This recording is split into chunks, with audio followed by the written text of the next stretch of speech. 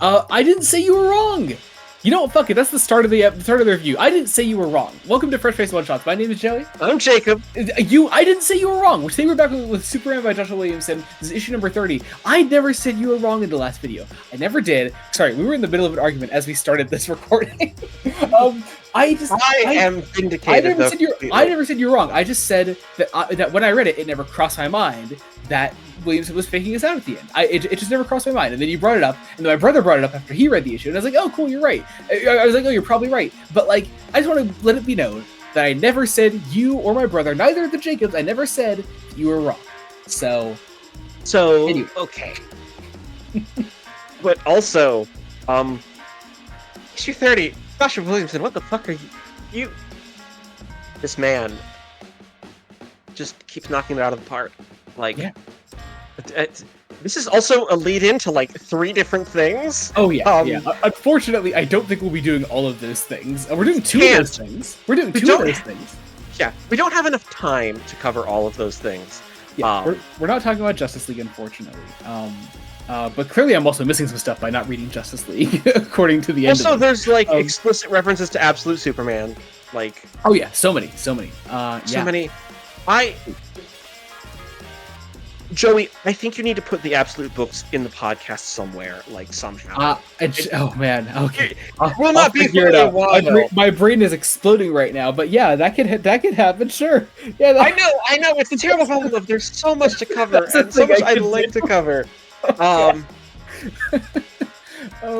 I really wish I really wish we were able to make the podcast weekly sometimes, but, like, that would be impossible for the both of us to do. Would actually murder us both. Yeah.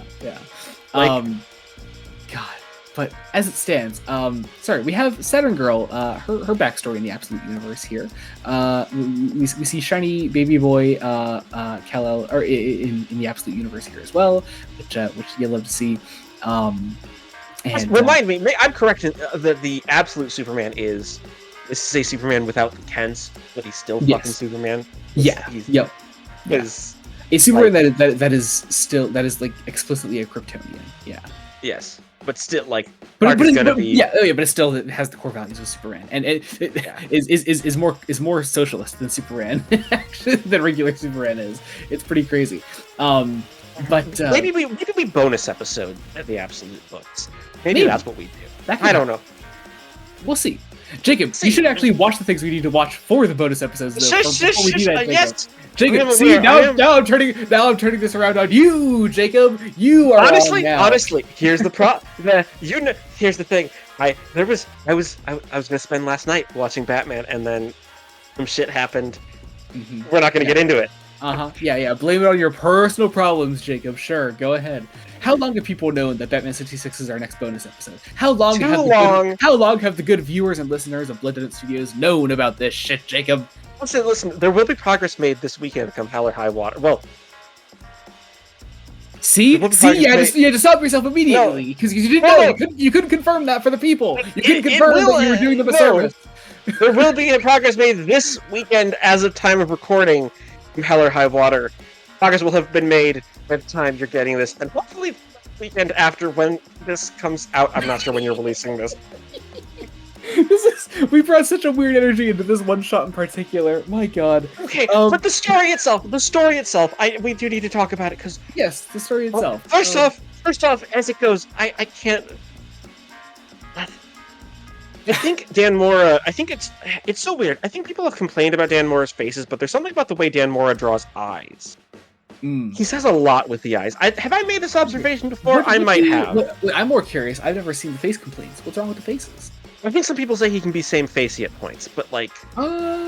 maybe? I don't know. I'm not sure I agree with that, actually. That's interesting. I don't know. I don't know, there's something with the way he draws eyes. Like, early on here, where we have the spread of Darkseid and Absolute Superman, everybody's fucking eyes, and the eyes of Saturn Girl just in the middle of the page. There's something beautiful about it. Who's on colors for this? Who the hell?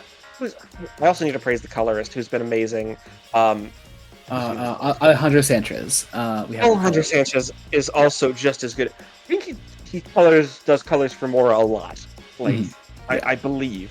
Don't quote me on that. I could be wrong. Certain artists just get colorists that they really love, that really complement their work really nicely. Jim Lee has Alex Sinclair, Dan Mora.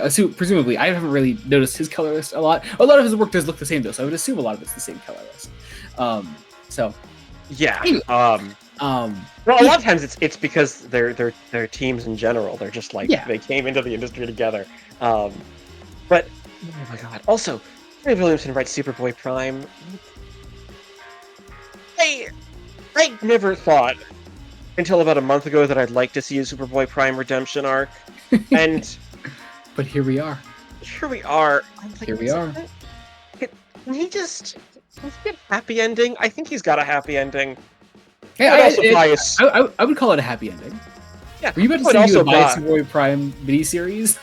I would buy a Superboy Prime in the Legion of Superheroes miniseries. Yes, I'd buy. Yeah, I'd be down for that. Fuck yeah, give it to us, Williamson. You're not writing enough. Give us more. Also, Williamson, the second you left Green Arrow, it fucking tanked, and it's being canceled because of you, Williamson. I love you, Joshua Williamson.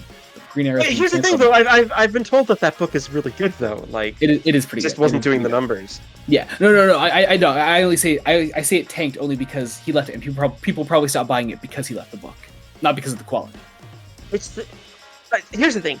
Apparently, digital issues don't count towards sales. That's fucking wild. Which is fucking wild. Okay, look. As someone who buys my issues digitally, I'm hoping you're giving comic companies no money, Jacob. How do you feel? You're basically pirating it. I'm not. I'm buying. I know. I don't like. I repeat, we brought a really weird energy into this review. A weird energy. I have problems with the industry as a whole. But, yeah. Oh my god. So I'll say this issue is in thirds. Our first third is immediate, lot of backstory. Superboy Prime is evil, and I still am living for just evil Superboy Prime as well. Because here's the thing: Superboy Prime is always evil. I don't know what you're talking about. He only just became good. There's a way to write him that Williamson writes him that makes it work, possibly even better than Jeff Johns. And I love the way Jeff Johns writes him. Superboy Prime is just a fantastic character in general. I will say we do pull back a little bit on a lot of the fourth wall breaks. I think it's for a reason. It services the story a little better. That most of the issue is spent not doing constant fourth wall breaks. I'd argue that the metatext is still there. It's still there. Yeah. It's just nowhere near as explicit as we're going to shatter the fourth wall until the end of the issue, where we literally shatter the fourth wall and punch a hole through the universe. Yeah. We really get tossed back into the fourth wall breaky stuff with the line, and this fucking killed me. The line, Dan Jurgens is going to be so pissed, which I really love. We do also have a great little interlude in the middle of the issue here. Where is Lex Luthor? It looks like in Tibet, or maybe Nanda Parbat. Yeah, very possible. Very possible.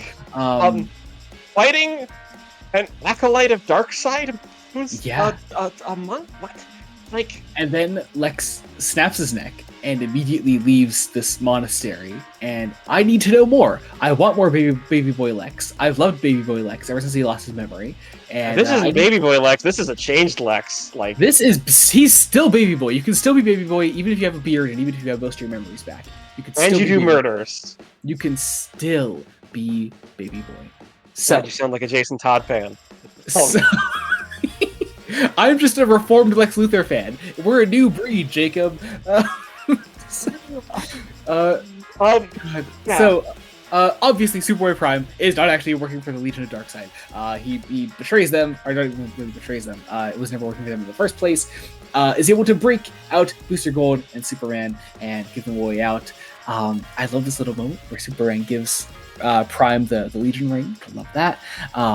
We sent Booster off to be part of the possibly Justice League again, and it's going to be fantastic. And I don't know, Booster deserves a break. He does. He's been through so much shit. This past year has been rough for our boy Booster. Or actually, he's been in this universe longer, hasn't he? I forget how many years he said, but it's been a hot minute. It's been a hot minute.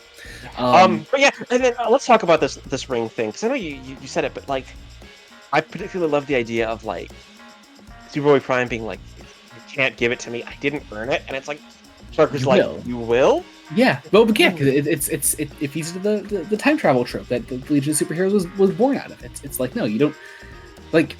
It is the potential for greatness that is presented within Superboy Prime that I really love. That is presented here. But also, it says a lot about Clark. Clark can even see that that even people can be redeemed, even if he's had some trouble with Lex, which, like, I get. There's some justification there. Lex did some shit, and we punch a hole and send Superman back to the past, and we have our long live the Legion moment as Superboy Prime begins leading the charge against the Legion of Darkseid with their few pretty much remaining implied as time itself is changing in this moment. Like how those last couple of panels there are drawn. And then I personally, as a reader, get slapped in the face because I chose not to pick up Justice League Unlimited, and I am paying the price. I don't know what the fuck's going on here. So, has Marilyn Moonlight been in Justice League Unlimited? Am I gonna kick myself in the ass for missing more Marilyn Moonlight content? I don't know, but like, it's also leading into DCKO. Yes, yeah. We have. So, we might have to do this. We may have to do the Omega Act special. Like, maybe we'll see. We'll see how we're feeling after DCKO #1. If that comes out and we're still lost, we'll go back. We'll go back. Yeah. But yeah, Time Traveler has been on the Watchtower apparently, and Superman and Booster Gold arrive and are getting beamed to the Watchtower, and that is where the issue ends, as we get promised lead-ins to Justice League: The Omega Act, DCKO #1, and the next issue of Superman. To be fair, I think the DCKO and next Superman should kind of go hand in hand because Superman. I was gonna say it's a tie-in to DCKO next. Yeah, it's a tie-in. It's a tie-in, which, like, cool, but also, oh my god, what is? There's so much. So much is happening, and like, and it's all pretty great. But yeah, this is fantastic, guys. If you haven't been reading Superman, please go do it. Like, 12 minutes into the review is a pretty bad time to say if you haven't been reading this, but yeah, everyone should be reading this. You really should, because it's just that good. All that said, I think that about does it. Be sure to check out other Fresh-Based Film Shots we do. Obviously, we cover Superman by Joshua Williamson, but otherwise, we also cover Wonder Woman by Tom King, Trinity, Daughter of Wonder Woman, the spin-off of Wonder Woman. We are also covering Batman: The Long Halloween, The Last Halloween, the end of the Long Halloween saga. We will also probably very soon, you didn't hear it from me, but we'll be covering Batman by Matt Fraction, so that might be pretty cool if that happens. Also, we have been up until recently covering The Uncanny X-Men by Gail Simone. It is taking a break. It's coming back in January. In the meantime, we'll be covering Unbreakable X-Men in the interim, so check that out when that is out. Did you mention Deadpool Batman? Oh, Deadpool Batman! Yeah, we recently put a video on Deadpool Batman, the Marvel DC crossover. All kinds of fun stuff there. It was a great time. Check out our video on it. We had a nice long half-hour discussion about it. Check out the main podcast, Fresh Face Comics. We recently put an episode on Luke Cage Hero for Hire Volume 1, and we'll soon have a video out on Luke Cage Power Man Volume 2, so check out that all out when that is out. Then we're going into more Marvel-y goodness after that, so that's going to be a fun block that I'm excited for. So I have a feeling I know what's coming after Luke Cage. You always say that, and only half the time you're right. Yeah, but this time I have a feeling I know what's coming. Okay, yeah. We'll see. Also check out our socials, our link trees and everything will be down below. You can follow us wherever you want to follow us. Check out the Patreon, patreon.com/BloodandNoteStudios. You can get all kinds of fun things there, like Star Trek reviews, early Star Trek reviews, Star Trek commentaries, Fresh Face extras, even more Fresh Face comics, and you can get your name in the description of every video we put out. It's there. It's the first thing people see when they go to the description below. They see, like, hey, you're a cool person. You're a fucking cool person that supports Blood and Note Studios because you're rad as hell. You can also subscribe to the channel, Blood and Note Studios, and support means the absolute world to us. I guess until next time, this has been Joey Morgan and Jacob Licklider. Goodbye. Bye.